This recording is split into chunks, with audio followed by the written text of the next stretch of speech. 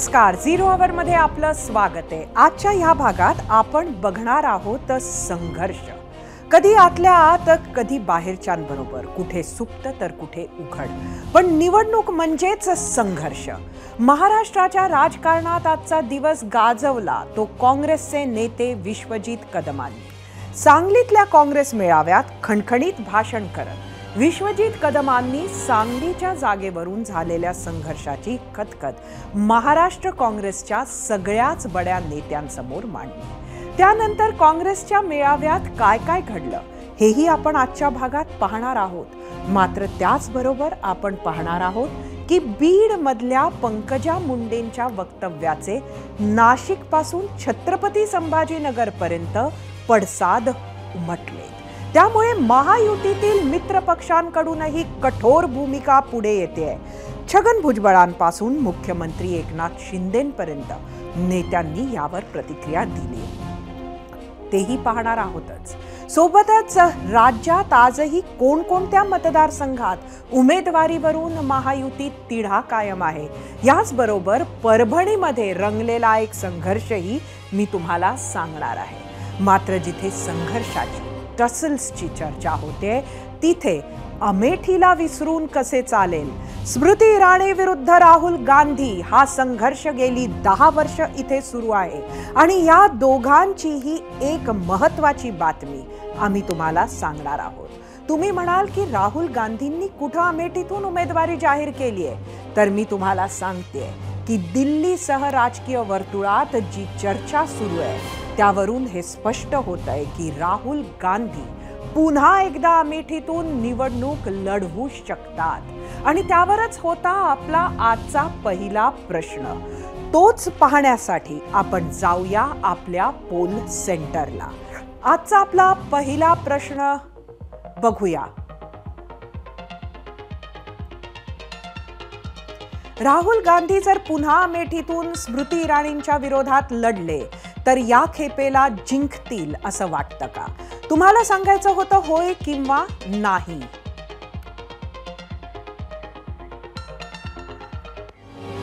राहुल गांधी अमेठीतून लढणार की नाही आणि त्याचे राजकीय पडसाद काय होऊ शकतात हे आपण बघणार आहोतच। पण आजचा दिवस गाजवला तो सांगलीतील काँग्रेसच्या मेळाव्यानं आणि त्यातही विश्वजित कदमांच्या भाषणानं। राजकीय कुस्ती केवळ सत्ताधारी आणि विरोधकांमध्येच रंगली असं नाही, तर महाविकास आघाडीच्या मित्र पक्षांमध्ये अद्यापही सांगलीच्या आखाड्यात धुरळा उडतोय। निमित्त आज पार पडलेला काँग्रेसचा कार्यकर्ता मेळावा। इथे उद्धव बाळासाहेब ठाकरे सेनेला जागा सोडली, विशाल पाटलांनी उमेदवारी मिळाली नाही, विश्वजित कदम नाराज झाले। काँग्रेसने ही जागा आपल्याकडे घेण्याचे बरेच प्रयत्न केले वगैरे वगैरे आपण सगळं बघितलं, पण शेवटी काँग्रेस नेत्यांनी ही जागा उद्धव बाळासाहेब ठाकरे गटाची आहे असं म्हणत मन मारून घेतलं। पण विश्वजित कदमांनी मात्र आज या मेळाव्यात स्टेजवरून काँग्रेसचा गड ठाकरेंकडे गेल्यानंतर कार्यकर्त्यांपुढे पहिल्यांदाच आपली भूमिका स्पष्ट केली। तेही स्टेजवर प्रदेशाध्यक्ष नाना पटोले, बाळासाहेब थोरात, पृथ्वीराज चव्हाण असे नेते मंडळी बसलेले असताना तर बेधडकपणे थेट उद्धव सेनेला इशाराही देऊन टाकला। एवढ्यावरच ते गप्प बसले नाहीत, तर पक्ष नेतृत्वाच्या समक्ष, कार्यकर्त्यांसमक्ष त्यांनी थेट नेतृत्वावरही तोंडसूट घेतलं। यावर आपण उद्धव बाळासाहेब ठाकरे गटाचे उमेदवार चंद्रहार पाटलांशी चर्चा करणार आहोत, कारण ते सांगलीचे उमेदवार आहेत। मात्र आधी पाहूयात विश्वजित कदमांच्या कडकडीत भाषणातील काही महत्त्वाची वक्तव्य। अचानकपणे आदरणीय उद्धव साहेब या ठिकाणी आले आणि त्यांनी ही सांगलीची जागाची उमेदवारी जाहीर करून टाकली। असं होतं लोकशाहीमध्ये? किमान आम्हाला विचारायचं तरी की काय करायचं? एक तर जागा देणं चुकीचं होतं हे आमचं ठाम मत आहे आणि या मताशी मी कधी बदलणार नाही। लहानपणी आम्ही काय ते साप सीडीचा खेळ खेळायचो आणि त्याला ते असतं ना, डाईस म्हणतात तिकडे, फासे बरोबर ना? फासे टाकली, कधी 2, कधी 3, कधी 4, कधी 6, असं बरंच काय होतं। ते 6 झालं की वर, 4 आलं की परत खाली, आणि मधी साप चावला की परत खाली. ठीक आहे, ह्या घटकेला दुर्दैवाने आम्हाला साप चावला. आम्ही सगळे तरुण आहोत. या खेळामध्ये तुमच्या आशीर्वादाने अंतिम विजय हा आमचा राहील, हा तुम्हाला निश्चितपणे सांगतो. आज आमचा तोंडावरचा घास हा आमच्याकडनं हिसकून घेतलेला आहे. हे पुन्हा होऊन देऊ नका. मी तर होऊन देणारच नाही. कोण कार्यकर्ते, आज जेव्हा आम्ही कार्यकर्त्यांमध्ये जातो, लोक अनेक प्रश्न विचारतात कार्यकर्ते आम्हाला. अहो, शिवसेनेने जागा घेतली, पुढे विधानसभेला होणार का? हे जे काही आमच्या जिल्ह्या बाबतीत घडलंय हे पुन्हा घडता कामा नये. आणि म्हणून मित्र पक्षाला सांगा, महाविकास आघाडीच्या उमेदवाराला, महाविकास आघाडीच्या जो कोण उमेदवार असेल त्याला सांगली जिल्ह्यात जी काही मतं मिळतील ही 100% काँग्रेसची मतं असणार आहेत. मग पुन्हा त्यांनी आवाज काढायचा नाही या सांगली जिल्ह्यामध्ये की आम्हाला आता विधानसभा द्या आणि अमुक आम्हाला द्या. काय संबंध? मग कुणी सांगितलं कोल्हापूरची जागा ही छत्रपती शाहू महाराज ही लढत आहेत म्हणून ही जागा काँग्रेस पक्षाला दिली जाईल. माझ्यापेक्षा तुम्ही त्याला साक्षीदार होता की ज्या राज्यांच्या नेत्यांमध्ये ही चर्चा झाली तर उघडपणे दोन्ही मित्र पक्षांच्या समोर असं ठरलं होतं की ज्या वेळेस छत्रपती शाहू महाराज कोल्हापूरची जागा लढायला हो म्हणतील, ते जे पक्ष निवडतील त्या पक्षाला ती जागा देण्यात यावी. मग जर असं वरिष्ठ पातळीवर ठरलं होतं तर सांगलीचा आणि कोल्हापूरचा संबंध येतो कुठे? कधी कधी म्हणतात मनासारखं होत नसेल तर दृष्ट लागते. मला आमच्या जिल्ह्याला दृष्ट लागली. विश्वजित कदम आणि या जिल्ह्यातले काही तरुण नेते एकत्र आले, त्याला दृष्ट लागली. ज्यांनी दृष्ट लावली ही दृष्ट काढता सुद्धा येते आणि ती दृष्ट काढण्याची जबाबदारी या पुढील काळामध्ये विश्वजित कदम येतात. तुमचे सगळ्यांचे मला फोन येत होते. विश्वजित मार्गखार, विशाल पाटील या ठिकाणी आमचा तरुण सहकारी आता बंडखोर उमेदवारी करतोय. 19 तारखेला 18ला माझ्याकडे आला, 17ला माझ्याकडे आला, 22ला 21ला रात्री आला. काँग्रेस पक्षाने, शिवसेनाने आमच्या विनंतीला मान देऊन, माझ्या विनंतीला मान देऊन ही सगळी नेते मंडळी राहुलजींशी बोलले. मी स्वतः राहुलजींशी बोललो आणि राज्यसभेची खासदारकीची आम्ही तिन्ही पक्षांकडनं कबुली घेतली. 2 पक्षांकडनं, शिवसेना आणि या ठिकाणी काँग्रेस पक्ष. सांगितलं, अरे भावा नको या भानगडीत पडू. अपक्ष लढणं वेगळं असतं. काही लोक आज तुझ्याकडे प्रेमापोटी येत असतील, काही लोक ह्याच्यासाठी येत असतील. त्याच्यात नको फसू. पुन्हा पुढची लोकसभा कुठला कुणी आडवा येऊ दे, तुमच्या विश्वासाने त्या ठिकाणी तुला खासदार म्हणून निवडून देईल हा शब्द मी दिलेला होता. मी आज जाहीरपणे सांगतो, कारण तुम्ही साहेबांबरोबर काम केलं तिघांनी.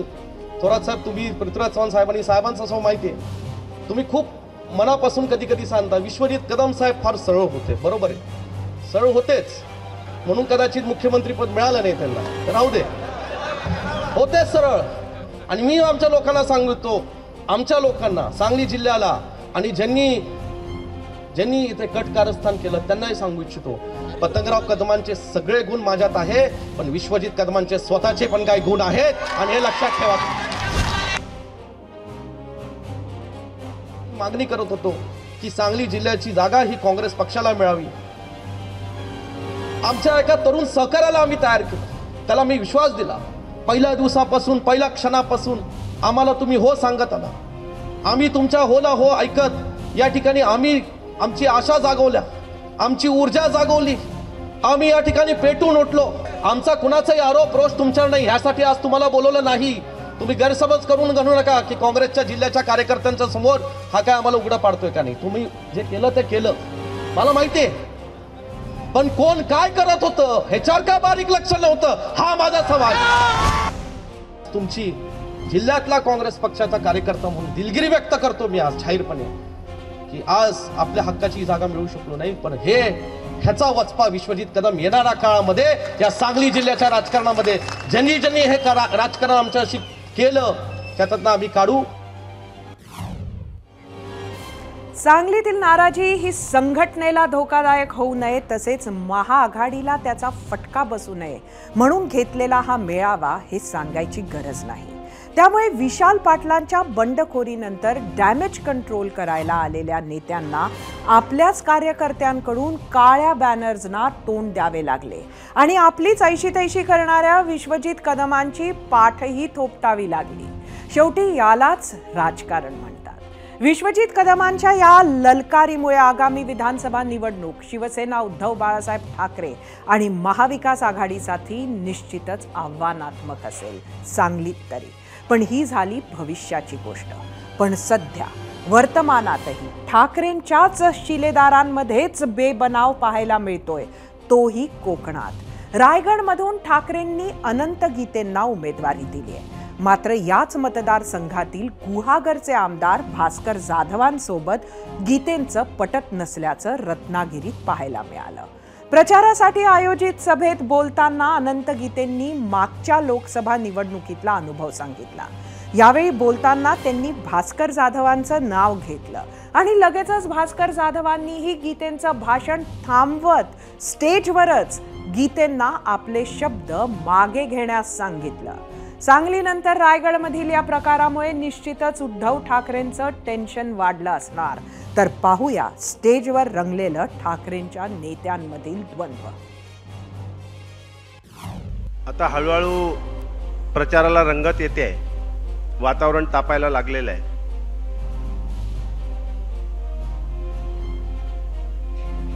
मागची लोकसभेची निवडणूक जी या मतदारसंघातून मी लढलो, त्या निवडणुकीत गुहागर मतदारसंघात मी तटकरेंच्या विरुद्ध नाही लढलो. गुहागर विधानसभा मतदारसंघात मी भास्करराव जाधवांच्या विरुद्ध लढलो.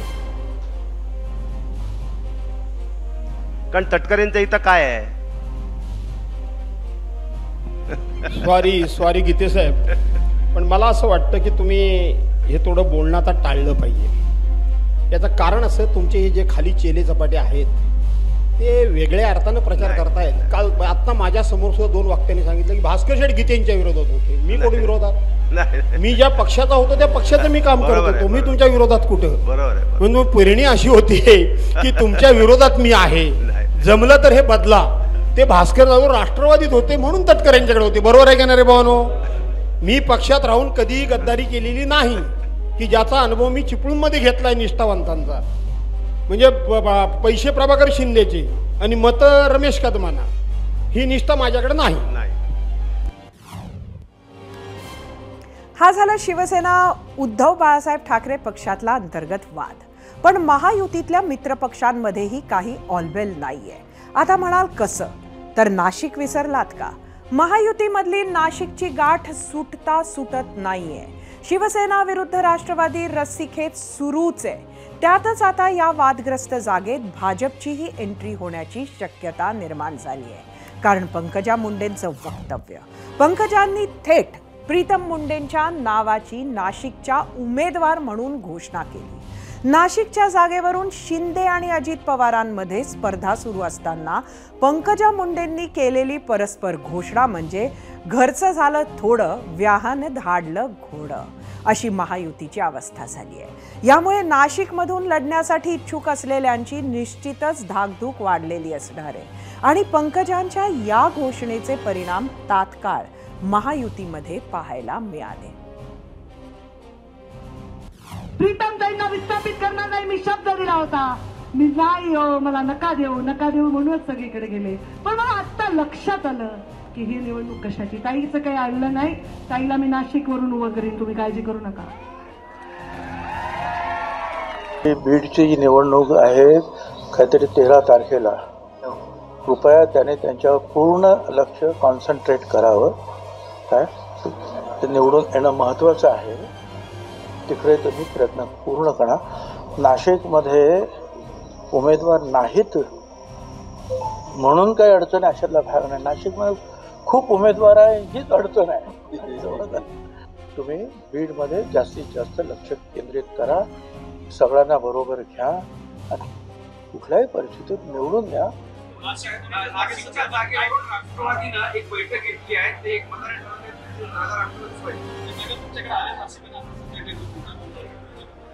ही जागा शिवसेना लढवणार आहे. पारंपरिक ती जागा आहे आणि आमचं जे काही निर्णय होईल तो समन्वयाने होणार. महायुती आणि महाविकास आघाडीच्या मित्रांमधील जागांचा संघर्ष संपेल तेव्हा संपेल. पण ही लोकसभा जिंकायचीच म्हणून सर्वच पक्ष कंबर कसून मैदानात उतरलेत. एकमेकांविरोधात आरोप प्रत्यारोपांचं, टीका टिप्पण्यांचा पूर ओसंडून वाहू लागलाय. परभणीत मात्र विरोधक थेट रस्त्यावरच आमने सामने आलेत. परभणीतील महायुतीचे उमेदवार महादेव जानकर यांच्या गाडीत मतदारांना वाटण्यासाठी पैसे असल्याचा आरोप करत काही लोकांनी गाडी थांबवली. जबरदस्तीनं झडती घेतली, पण काही सापडले नाही. अशा पद्धतीनं गाडी थांबवणारे हे शिवसेना उद्धव बाळासाहेब ठाकरे पक्षाच्या कार्यकर्ते असल्याचा आरोप करण्यात आलाय. हा प्रकार झाला तेव्हा जानकर मात्र त्या गाडीत नव्हते, पण झाला प्रकार योग्य नसल्याचं म्हणत जानकर आणि रत्नाकर गुट्टेंनी मोंढा पोलीस ठाणे गाठले. जेवाय जाताना याचे भालेराव म्हणून कार्यकर्ते आहेत आपल्या खासदार साहेबांचे, 10-15 लोक मोटरसायकलवर आली आणि ती गाडी चेक करायला लागली. त्यांना वाटलं पोलीस आहे म्हणून माझ्या बी ड्रायव्हरनं पीएनं काय बोलले नाही आणि नंतर बघितलं ती कागद फाडायला लागले आतले. तर तुम्ही कोण आहे? संजय आम्ही म्हटले जाधव साहेबांचे कार्यकर्ते आहेत, तुम्ही पैसे वाटताय सांगा. त्यातला पीएनं ओळखलं की ती भालेराव म्हणून मुलगा होता आणि ते बाकी सारे शिवसेनेत होते, बंडू जाधवचेच कार्यकर्ते. तर त्यांनी माझीच गाडी आणून नाही, माझ्याकडे सकल मराठा म्हणून महाराष्ट्राचे अध्यक्ष मला भेटण्यासाठी अकलूजवरून आले होते, त्यांची गाडी सुद्धा त्यांनी चेक केली. कॅनॉलजवळ देशमुख हॉटेलजवळ त्यांना प्रदीप भालेराव या इस्माने काही मुलांसोबत गाडी थांबवून अडवले आणि तुम्ही पैसे वाटण्यासाठी चाललेले आहात का असे म्हणून त्यांची गाडी चेक केली. गाडीतील बॅग आणि फूड पॅकेट चेक केले. अशी घटना घडलेली आहे. तर या त्यांच्या कृत्यावरून पोलीस स्टेशनला फिर्याद देण्यात आलेली आहे. या प्रकरणावर परभणीतील महाविकास आघाडीचे उमेदवार संजय जाधव यांनी मात्र आरोपांमध्ये काही तथ्य नसल्याचं स्पष्टीकरण दिलंय. कार्यकर्ते कोणीही गेलेले नव्हते. आता मला माहिती मिळालेल्याप्रमाणे ज्या ठिकाणी ज्या पद्धतीनं जानकर साहेबांनी गाडीची तक्रार, त्या गाडीमध्ये महादेव जानकरही नव्हते आणि त्या ठिकाणी कोणीच नव्हतं. मला मिळालेल्या माहितीप्रमाणे त्या ठिकाणी ड्रायव्हर 1-2-3 वेळेस काहीतरी आमच्या मुलांच्या समोरून गाडी घेऊन इकडून तिकडं फास्ट जात होता, एवढीच बघितलेली गोष्ट होती. बाकी माझ्या लोकांनी गाडी अडवली नाही. त्याच्या गाडीत त्याच्या ड्रायव्हरची नार्को टेस्ट करा, त्याला विचारा खरं काय, तुला कोणी काय बोलले का, केले का, कोणी तुझ्याकडे आलतं का, काही संबंध नाही. हिने हेतू पुरस्कार माझ्या कार्यकर्त्याला टार्गेट करण्याचा प्रयत्न केला. राज्यातल्या संघर्षातच आज दिल्लीतूनही एका मोठ्या संघर्षाची बातमी आली. कोणती बातमी आहे ती पाहण्याआधी पंतप्रधान नरेंद्र मोदींचं एक वक्तव्य पाहूया, कारण त्यातच दडली आहे ही केंद्रीय संघर्षाची बातमी. पाहूयात. शाहजादे और उनकी टोली 26 अप्रैल को वायनाड में वोटिंग का इंतजार कर रही है. जैसे ही 26 को वायनाड में वोटिंग पूरा हो जाएगा, ये शाहजादे के लिए एक और सुरक्षित सीट घोषित कर देंगे और कहीं और से फिर से लड़ाना पड़ेगा उनको. अब जैसे इन्होंने अमेठी से भागना पड़ा, अब मान के चलिए वो वायनाड भी छोड़ेंगे. 20 एप्रिलला पंतप्रधान नरेंद्र मोदींनी नांदेडमध्ये प्रचार सभेत वर्तवलेलं हे भाकीत खरं होण्याची शक्यता निर्माण झाली आहे. कारण उद्या वायनाडमध्ये मतदान आहे. ते मतदान पूर्ण होण्याआधीच आज सकाळी एक बातमी धडकली, ती म्हणजे वायनाडसह राहुल गांधी पुन्हा एकदा अमेठीतून लोकसभा लढवणार. आणि इतकंच नाही तर प्रियंका गांधी रायबरेलीतून निवडणूक लढवणार असल्याची माहिती दिल्लीतील सूत्रांकडून मिळाली आहे. खरं तर अमेठी आणि रायबरेली हे काँग्रेसचे पारंपरिक लोकसभा मतदारसंघ. अगदी नेहरूंच्या काळापासून राहुल गांधींपर्यंत याच मतदारसंघानं काँग्रेसला एखादाच अपवाद वगळता कायम पाठिंबा दिला आहे. पण 2014 पासून अमेठी लोकसभा मतदारसंघाकडे देशाचं लक्ष लागलंय, कारण राहुल गांधी विरुद्ध स्मृती इराणी. इथे 2014 साली स्मृती इराणी यांना 1 लाख मतांच्या फरकानं पराभूत करत राहुल गांधी इथून 3ऱ्यांदा खासदार बनले. पण 2019 साली स्मृती इराणींनी 55,000 मतफरकानं राहुल गांधींना पराभूत केलं आणि काँग्रेसचा गड ताब्यात घेतला. 2019 सालीच राहुल गांधी केरळातील वायनाडमधून खासदार बनले होते. यावेळीही तिथूनच ते उमेदवारही आहेत जिथं उद्या मतदान होणार आहे. नेमकं त्याआधीच अमेठीतील काँग्रेस कार्यालयात वेलकम राहुल गांधी असे पोस्टर झळकू लागलेत. जिथं अमेठीच्या काँग्रेस कार्यालयात वेलकम राहुल गांधी असे पोस्टर्स लागलेत तिथं त्याच कार्यालयाच्या गेटवर अमेठी की जनता की पुकार, रॉबर्ट वाड्रा अब की बार असे पोस्टर्सही आहेत. दरम्यान राहुल गांधी उद्या अमेठी जाण्याची शक्यता असतानाच अमेठीतील स्थानिक नेत्यांनीही राहुल गांधी अमेठीतून निवडणूक लढवणार असा विश्वास व्यक्त केलाय. काँग्रेसच्या वर्किंग कमिटीच्या बैठकीत अमेठी जागेचा निर्णय होईल असं राहुल गांधींनी काही दिवसांपूर्वीच स्पष्ट केलं होतं. त्यामुळे आता अमेठीतून भाजपच्या उमेदवार स्मृती इराणी यांच्या विरोधात कोण उमेदवार असेल याकडे लक्ष लागलंय.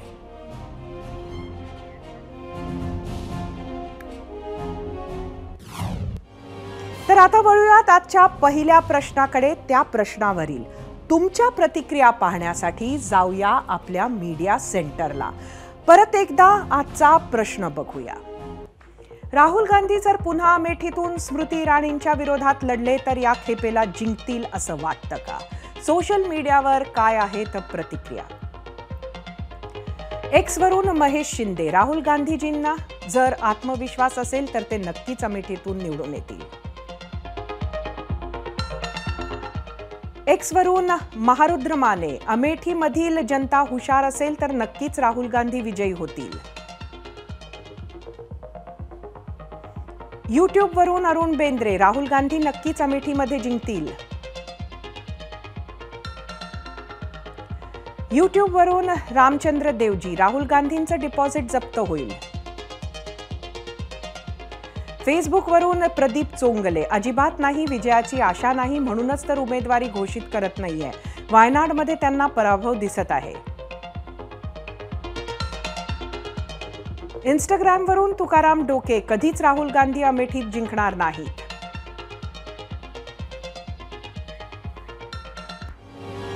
आता वळूयात आम्ही विचारलेल्या प्रश्नावर तुम्ही दिलेला कौल पाहण्यासाठी आणि तो कौल पाहण्यासाठी जाऊया आपल्या पोल सेंटरवर.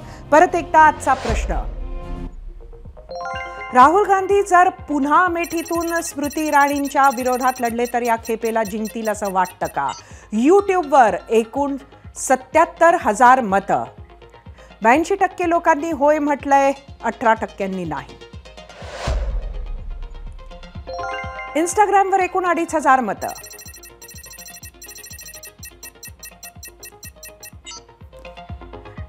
एकूण 70% होय म्हटलंय, 31% नाही. फेसबुकवर एकूण 3,000 मतं,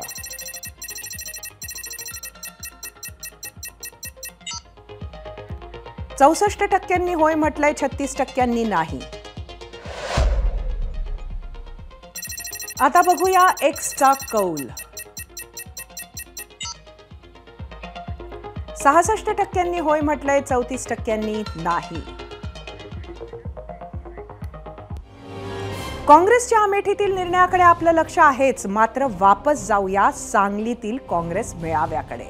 शिवसेना उमेदवार पहलवान चंद्रहार पाटील यांचे टेन्शन नक्कीच वाढले असणार. इथं आमदार विश्वजित कदमांनी केलेल्या भाषणाची चांगलीच चर्चा झाली आहे. शिवाय त्यांनी कठोर भूमिका मांडत असतानाच महाविकास आघाडीचं काम करणार असा विश्वासही दिलाय.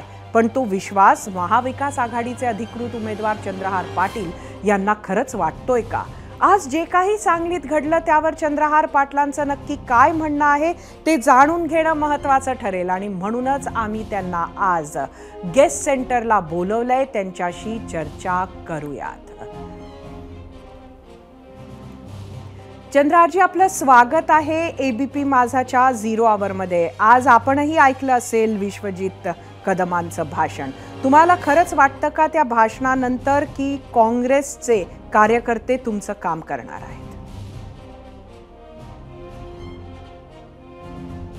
आज खऱ्या अर्थानं संपूर्ण काँग्रेस पक्ष महाविकास आघाडीबरोबर आम्ही एकत्र आहोत हे संपूर्ण महाराष्ट्राला दाखवलं.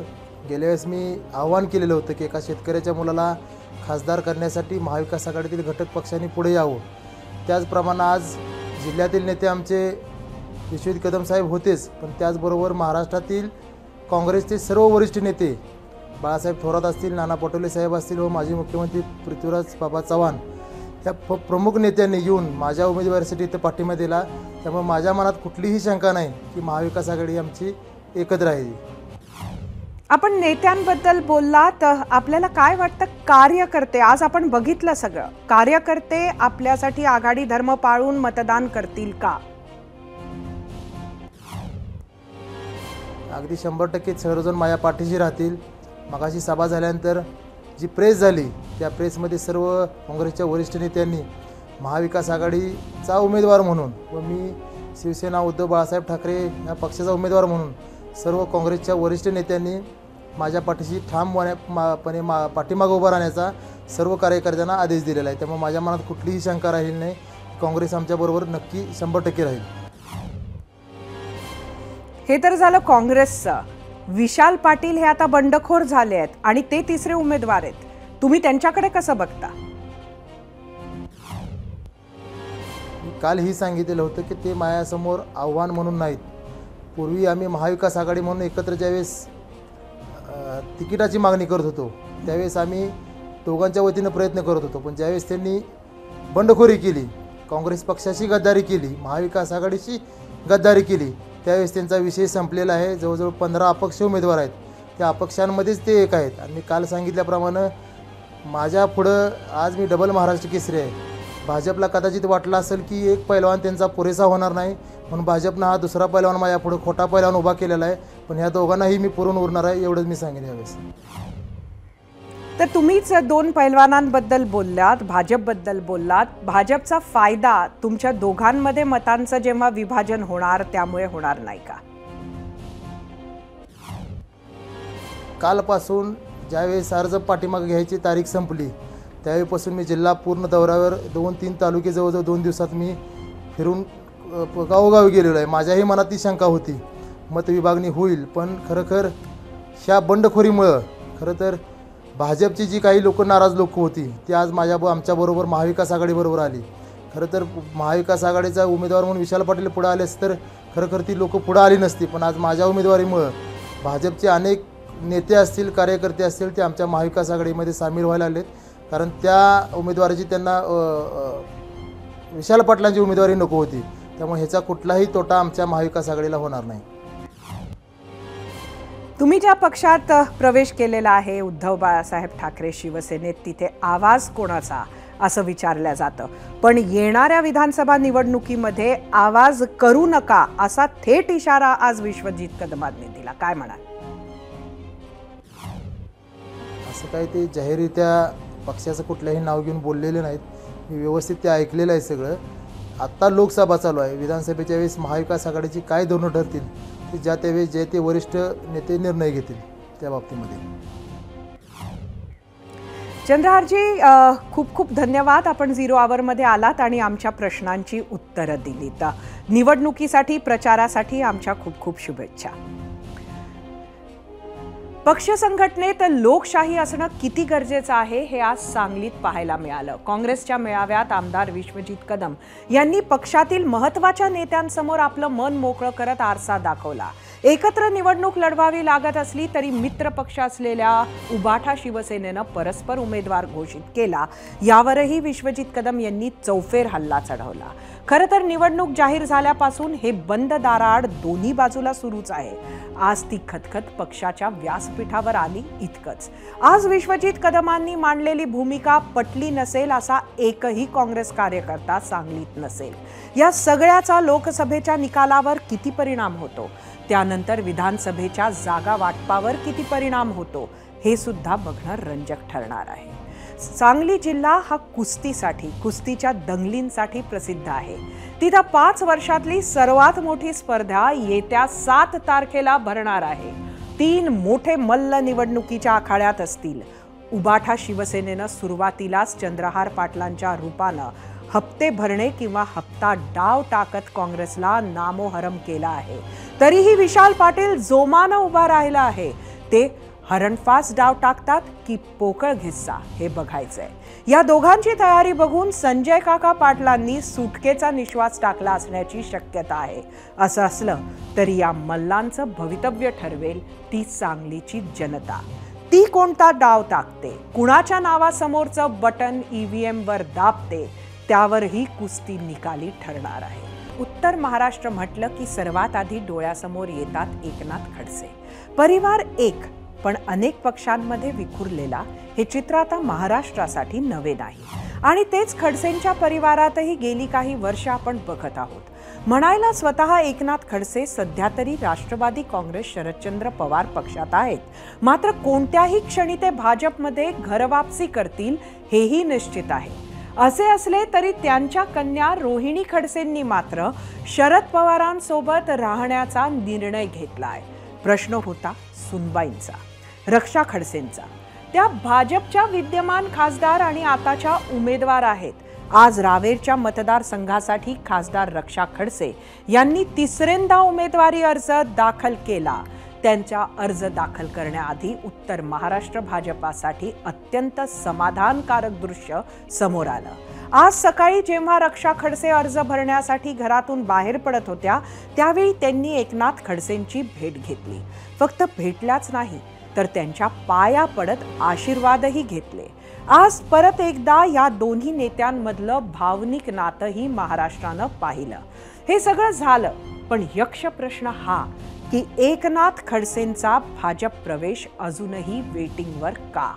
मात्र त्याआधी पाहुयात एकनाथ खडसे आणि रक्षा खडसेंची प्रतिक्रिया, ज्यामुळे रावेरच्या लोकसभा मतदानावरही नक्कीच परिणाम होऊ शकतो.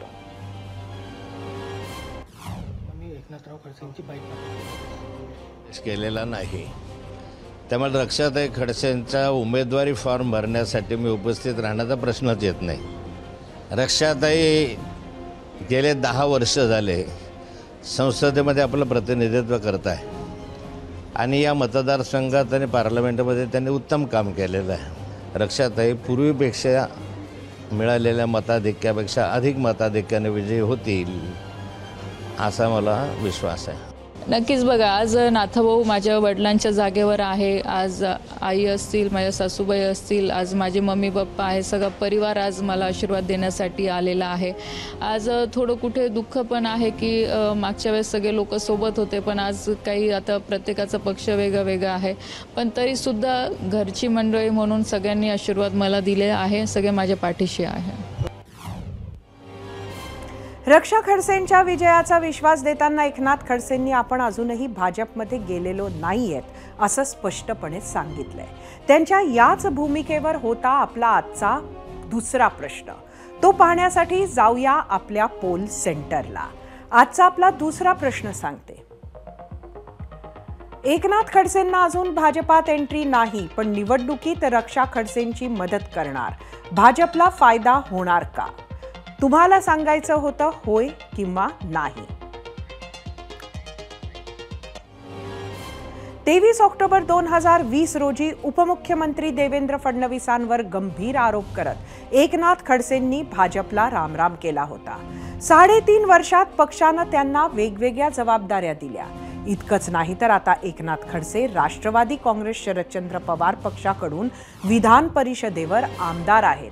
तरीही त्यांनी रावेर मतदारसंघात आपले आशीर्वाद महाविकास आघाडीच्या उमेदवाराला नाही तर महायुतीच्या उमेदवार रक्षा खडसेंना दिलेत. त्यामुळे आता राष्ट्रवादी शरदचंद्र पवार पक्षाकडून कारवाई होईल की नाही हे लवकरच कळेल.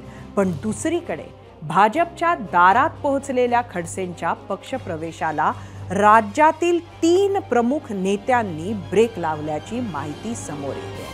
राज्यात कार्यक्रम घेऊन एकनाथ खडसेंना सोबत घ्या असे केंद्राकडून सांगण्यात आलं होतं.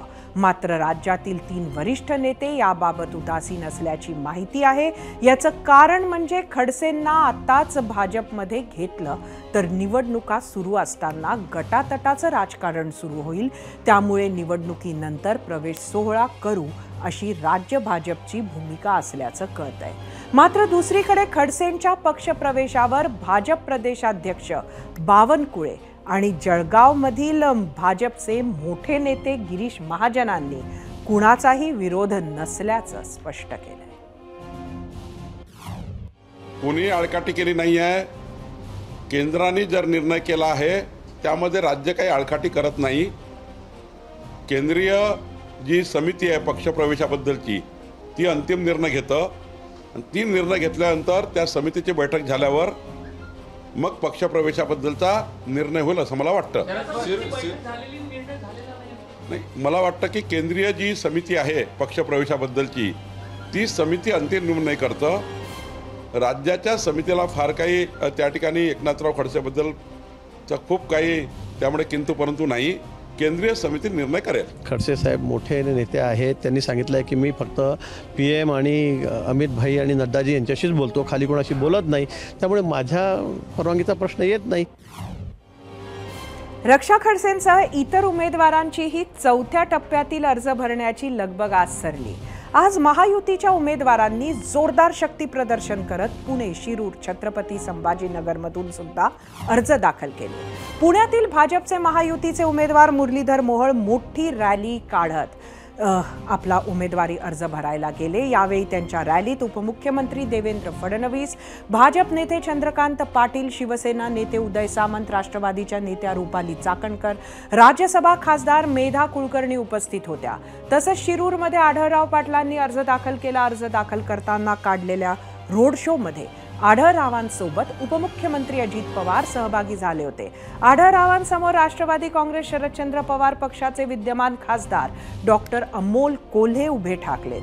तर महायुतीत कळीचा मुद्दा ठरलेल्या छत्रपती संभाजीनगरमध्ये संदीपान भुमरेंच्या शक्ती प्रदर्शनाला स्वतः मुख्यमंत्री एकनाथ शिंदे, आमदार रमेश बोरनारे, प्रदीप जयस्वाल, अब्दुल सत्तार, भाजपा नेते रावसाहेब दानवे, अतुल सावे, केंद्रीय मंत्री डॉक्टर भागवत कराड, राष्ट्रवादीचे नेते विक्रम काळे उपस्थित होते. भुमरेंपुढे शिवसेना उद्धव बाळासाहेब ठाकरेचे उमेदवार चंद्रकांत खैरेंचं आवाहन असणार आहे.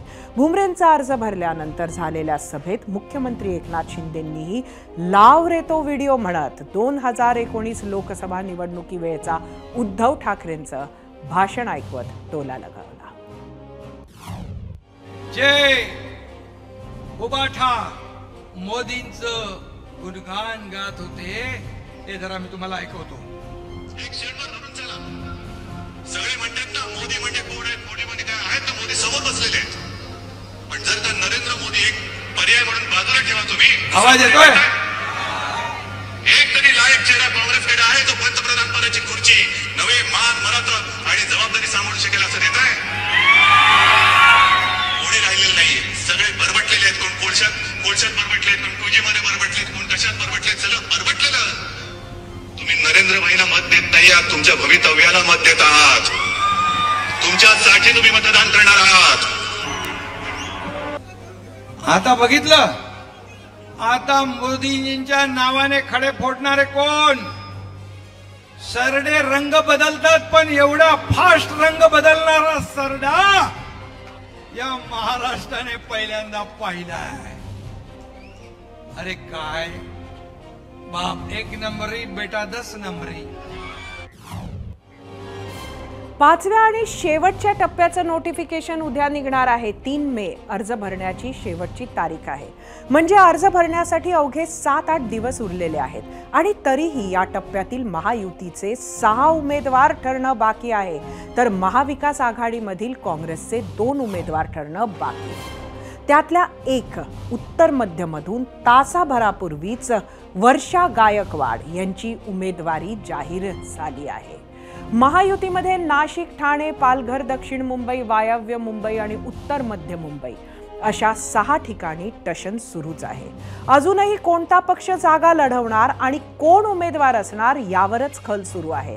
तिकडे काँग्रेसमध्ये तुलनेत कमी घोळ आहे असं म्हणता येईल, कारण आता फक्त उत्तर मुंबई या एका जागेवरच उमेदवाराचं नाव निश्चित होणं बाकी आहे. आता आपण नाशिकच्या जागेचं पाहिलं तर तिथं छगन भुजबळांनी माघार तर घेतली, पण खरंच घेतली का हाही प्रश्न उपस्थित करणारे वक्तव्यही केलंय. अजूनही शिवसेनेच्या हेमंत गोडसेंचं नाव जाहीर झालेलं नाही. ठाण्यात महाविकास आघाडीकडून उभाठा शिवसेनेचे विद्यमान खासदार राजन विचारे आहेत, पण त्यांच्या विरोधात शिवसेनेचा उमेदवार येईल असं वाटत असतानाच भाजपनेही या जागेवर दावा केल्याने नाव जाहीर होणं लांबलं आहे. पालघरमध्ये उद्धव बाळासाहेब ठाकरे शिवसेनेनं भारती कांबडी यांना उमेदवारी दिली आहे, पण विरोधात राजेंद्र गावित महायुतीतील कोणत्या पक्षाकडून लढणार यावर खल सुरू आहे. दक्षिण मुंबईत उभाठा शिवसेनेकडून विद्यमान खासदार अरविंद सावंत पुन्हा उभे आहेत. त्यांच्या विरोधात शिवसेनेकडून उमेदवार द्यायचा की भाजपच्या राहुल नार्वेकर किंवा मंगल प्रभात लोढा यांना तिकीट द्यायचं यावर खल सुरू आहे. वायव्य मुंबईत उभाठा शिवसेनेनं अमोल कीर्तीकर यांना तिकीट दिलं आहे.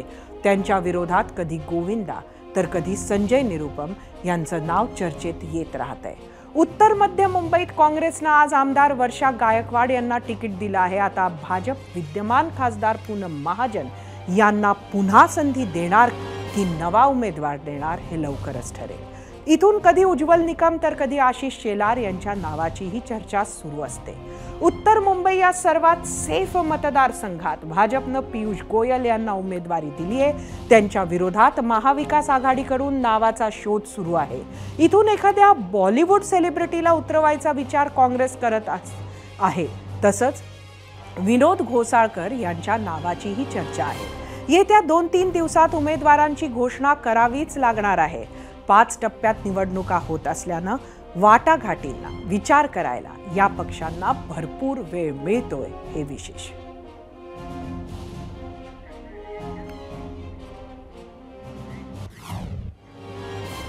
आता वळूयात आपल्या आजच्या भागातील दुसऱ्या प्रश्नाकडे. त्या प्रश्नावर तुम्ही दिलेल्या प्रतिक्रिया पाहण्यासाठी जाऊया आपल्या मीडिया सेंटरला. आजचा आपला दुसरा प्रश्न बघूया.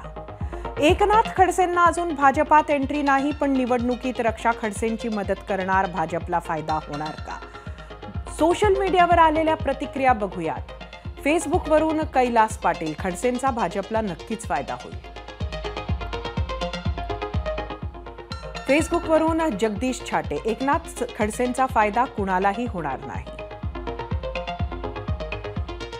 फेसबुकवरूनच संभाजी निवले, काहीच फायदा होणार नाही कारण मतदार हुशार आहे. इंस्टाग्रामवरून पंकज जाधव, नाही, भाजपला फायदा कमी आणि तोटाच जास्त होईल. इंस्टाग्रामवरून राहुल पाटील, भाजपला खडसेंचा 100% फायदा होईल. आणि आता वेळ झाली आहे आमच्या आजच्या प्रश्नावर तुम्ही दिलेला कौल पाहण्यासाठी. त्यासाठी जाऊयात आपल्या पोल सेंटरला. जे उशिरा जॉईन झाले त्यांच्यासाठी आजचा प्रश्न परत एकदा.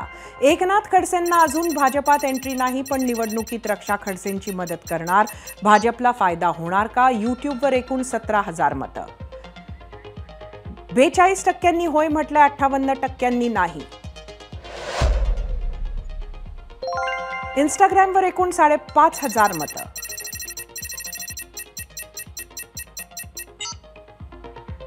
%67% होय म्हटलंय, 33% नाही. फेसबुकवर एकूण 3,000 मतं.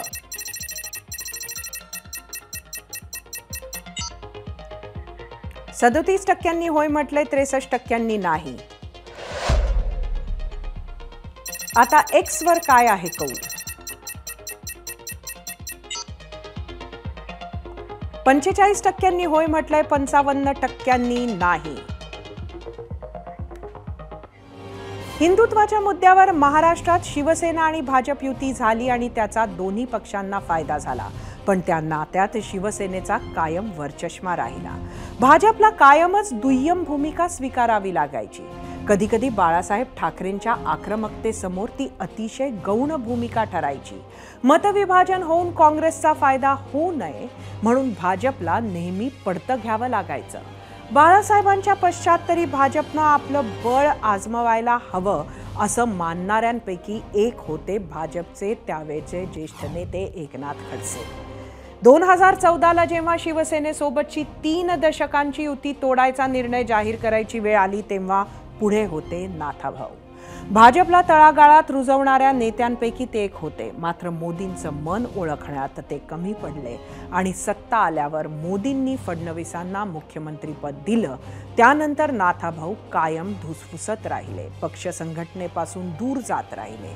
त्याची परिणिती आधी मंत्रीपद जाण्यात, मग चौकशी मागे लागण्यात, मग विधानसभेचं तिकीट नाकारण्यात आणि अखेर त्यांनी भाजप सोडण्यात झाली. नाथाभाऊ शरद पवारांकडे गेले तरी तिथे फार रमले नाहीत. अगदी विधान परिषदेची आमदारकी मिळाली तरीही त्यातच राष्ट्रवादीत फूट पडल्याने भविष्यातील नियोजनाला मर्यादा आल्या.